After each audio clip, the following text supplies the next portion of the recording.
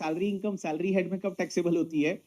तो एक condition satisfied होनी चाहिए, that is the employee employer का रिलेशनशिप। अगर एम्प्लॉय एम्प्लॉयर का रिलेशनशिप है, मींस मास्टर और सर्वेंट का रिलेशनशिप है, तो एम्प्लॉय को जो भी मिलेगा that is going to be taxable under the head income from salary. अब एक बात समझना, बहुत बार ऐसा भी हो सकता है आप पार्ट टाइम जॉब कर रहे हो, या फिर ऐसा भी होता है कि कोई एम्प्लॉय है वो दो जगह जॉब कर रहा है, तो भी क्या उसको सैलरी मिलेगी, वो सैलरी हेड में ही टैक्सेबल होगी? आंसर इज यस, वो सैलरी हेड में ही टैक्सेबल होती है। अब क्वेश्चन ये आता है कि सर सैलरी कब टैक्सेबल होती है, अक्रूअल बेसिस पे या रिसिट बेसिस पे? व्हिचएवर इज अर्लियर, ध्यान रखना, अक्रूअल और रिसिट व्हिचएवर इज अर्लियर रहता है तब टैक्सेबल होती है। लेकिन एक चीज ध्यान रखना, अगर पार्टनर को पार्टनरशिप फर्म से कोई भी salary, commission, bonus, even interest मिलता है, that is not taxable under the head salary, it is taxable under income from PGBP. वो बिजनेस हेड में चला जाता है, तो पार्टनर को पार्टनरशिप फर्म से कुछ भी मिलेगा that is taxable under the head PGBP. अब एक और चीज समझना, जो एमपी एमएलए एमएलसी रहते हैं उनको जो भी सैलरी मिलती है that is taxable under income from other sources, क्योंकि वो एम्प्लॉय नहीं है।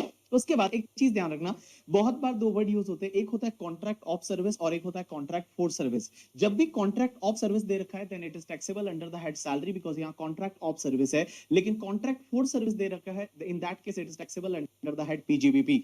अब एक और चीज समझना, बहुत बार ये होता है कि आपने कोई सैलरी है वो फोरगो कर दी, जैसे हो सकता है ना, आपने जो सैलरी है वो फोरगो कर दी, आपने काम कर दिया, आपकी सैलरी आपने बोला नहीं मुझे सैलरी नहीं चाहिए, तो भी क्या आपके लिए टैक्सेबल होगी? Answer is yes, because salary is taxable on the accrual basis. तो जैसे अक्रूड हो गई वैसे ही आपके हाथ में टैक्सेबल हो जाएगी।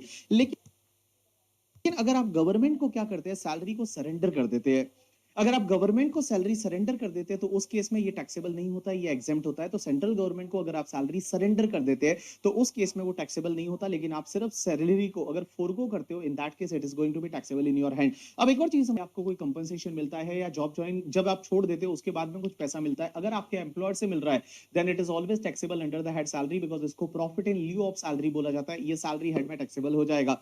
अब एक बात समझना,